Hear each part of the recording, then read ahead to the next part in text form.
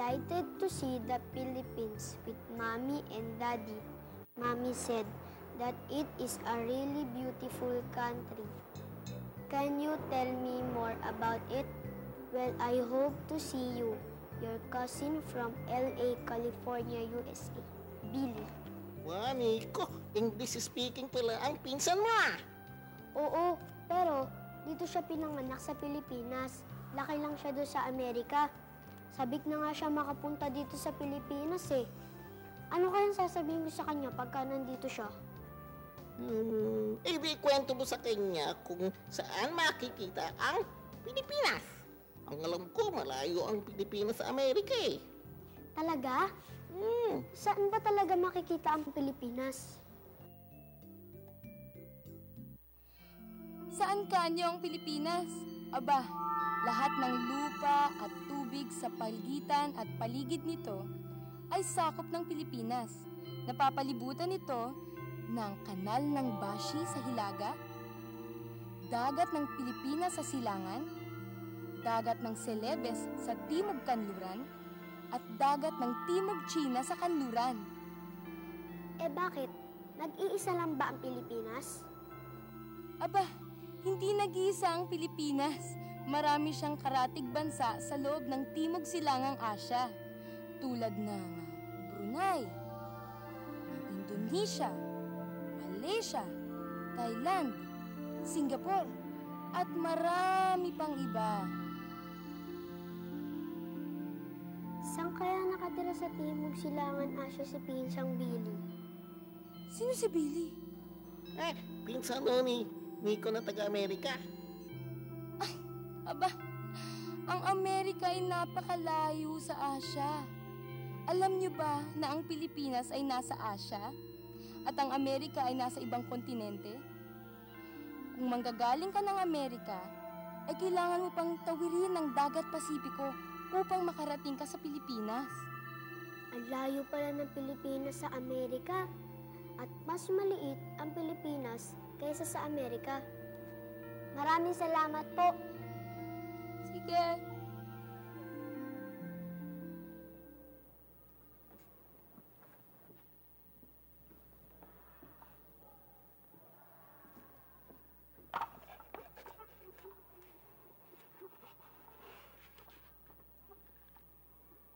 Yun.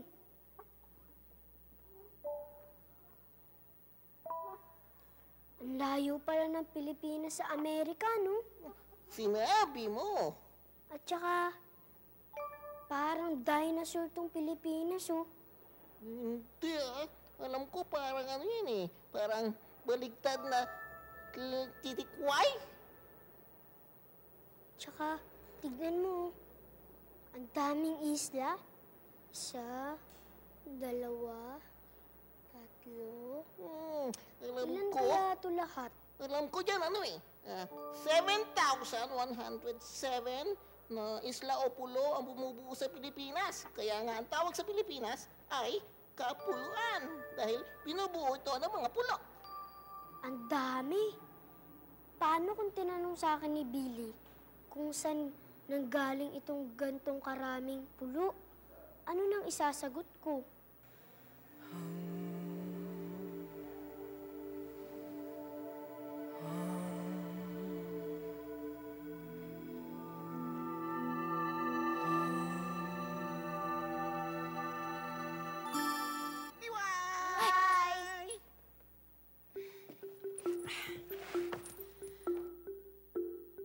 Narito. Laman nito ay isang alamat mula sa Kabisayan na maaari mong isagot sa iyong pinsan kapag nagtanong siya kung paano nabuo ang Pilipinas. Noong unang panahon, may isang misteryosong ibon lumipad mula sa kalawakan. Naghahanap siya ng lugar na malalapagan. Nagtalo ang langit at dagat kung sino sa kanila ang karapat-dapat na tumulong sa ibon. Sinampal ng dagat ang langit ng kanyang mga alon. Gumanti ang langit at pinaulanan ng bato at lupa si dagat. Sumuko ang dagat dahil hindi na niya nakayanan ang bigat ng bato at lupang itinapon sa kanya. Mula sa mga lupa't bato, unti-unting nabuo ang mga isla ng Luzon, Visayas at Mindanao na akala mo'y winisik sa gitna ng karagatan. Sa pagdaan ng panahon, isang kapuluan ang nabuo, ang kapuluan ng Pilipinas. Dito lumapag pansamantala ang misteryosong ibong nagpasimula ng awayan ng langit at dagat.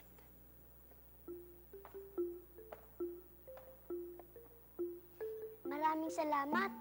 Ang gandang alamat, Diway. Pero, ano nga ba ang Luzon, Visayas at Mindanao?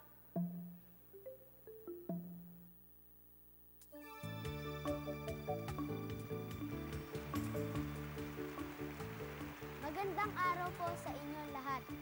Nandito po tayo sa Luz Viminda Beauty Pageant para malaman ang katangian ng tatlong pulo sa Pilipinas. Palakpakan po natin si Miss Luzon.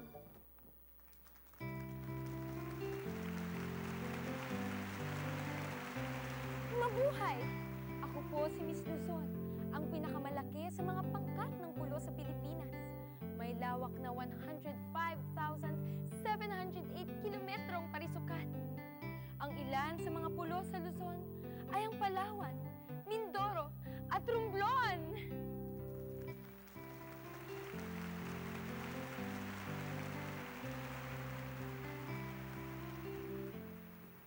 Ang susunod naman po ay si Miss Visayas.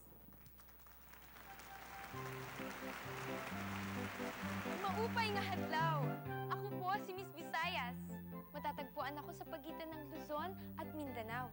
May lawak na 57,782 kilometrong parisukat.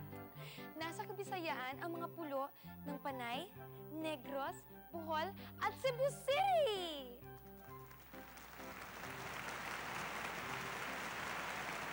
At ang susunod naman po ay si Miss Mindanao.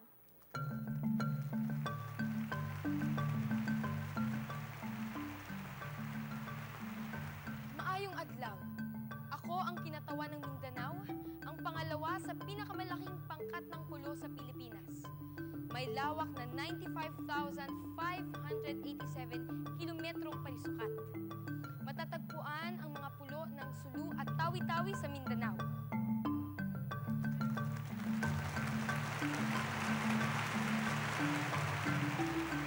Ngayon, nakilala na po natin ang tatlong pulo ng Pilipinas.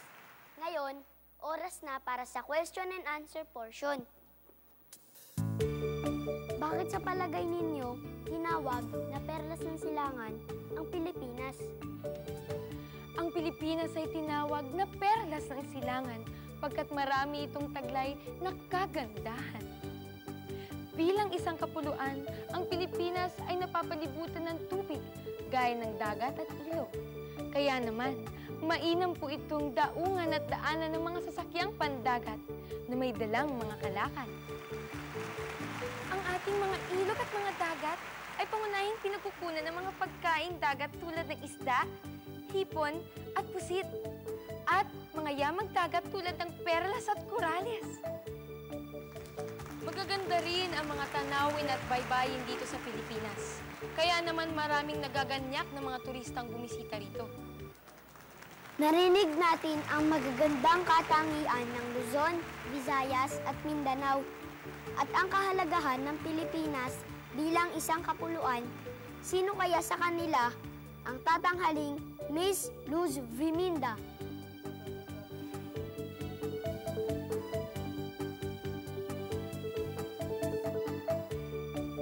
The envelope, please.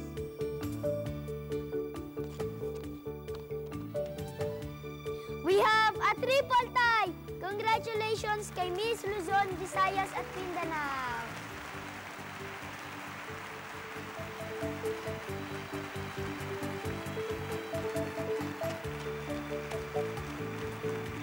Laki pala ng Pilipinas, no? Pero, pagka nasa dagat na ako, wala na ako sa Pilipinas. Boy, andito ka pa rin sa Pilipinas. Kahit nandito ka sa dagat. Dahil ang dagat na ito ay bahagi pa rin ng Pilipinas. Paano po nangyari yun? Alam nyo kasi mga tutoy, kapag sinabi nating Pilipinas, hindi lahat ng anyong lupa na tinutungtungan natin. Kasama riyan ang lahat ng tubig, loob at palibot nito. Kasama rin po ba dito yung hayop at halaman? Oo. Pati po yung hangin na hinihinga natin at saka yung sikat ng araw. Oo. Pilipinas lahat yan. Naku, ang laki-laki pala at ang lawak-lawak ng dapat nating alagaan, katulad ng lupa. Ng hangin, ng tubig, lahat ng nakikita at saka nabubuhay dito. Kaya dapat natin tong alagaan, di ba, Bobby? Oo nga. Tumpak. Ah, alam ko na. Pagka umuwi po dito yung pinsan ko, sabihan ko po, sumama po sa inyo. Ang mga isda. Hindi po, namamingwit po ng mga basura sa dagat. Para naman po nakatulong naman po kami sa bansa. Ang galing-galing mo, ha. Sige, mauna na ako sa inyo, ha. Sige po. Hindi po.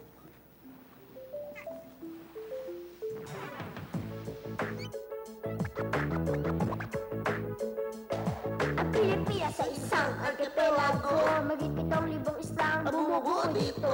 Pangunahing pangkat ng pulo ay 3, Visayas, Mindanao at Luzon. Ang tawag sa kanya ay Perlas na Silanganan, pinagpala ni Bathala ng ganda at kayamanan, ipagtatanggol sa mananakop at karangahan. Kahit kailan pa may di pababayaan, Pilipinas ang aking bansang sinilangan. Hinubog na ang tapak at kasaysayan, puno ng makukulay na alamat. Sa kanya'y alay ko ang taos puso. Pasasalamat!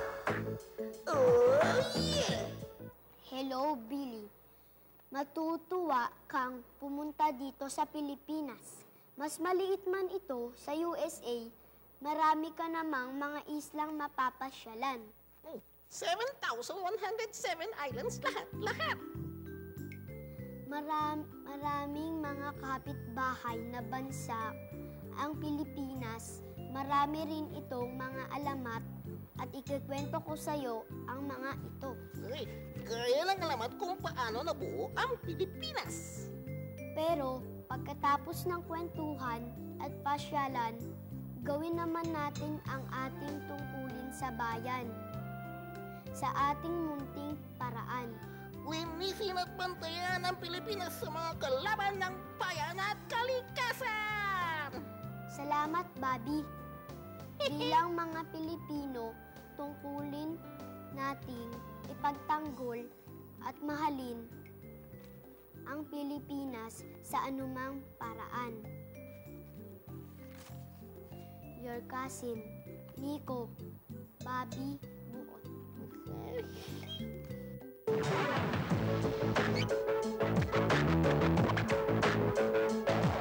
Pilipinas ang isang archipelago, maging 7,000 islang bumubuo dito.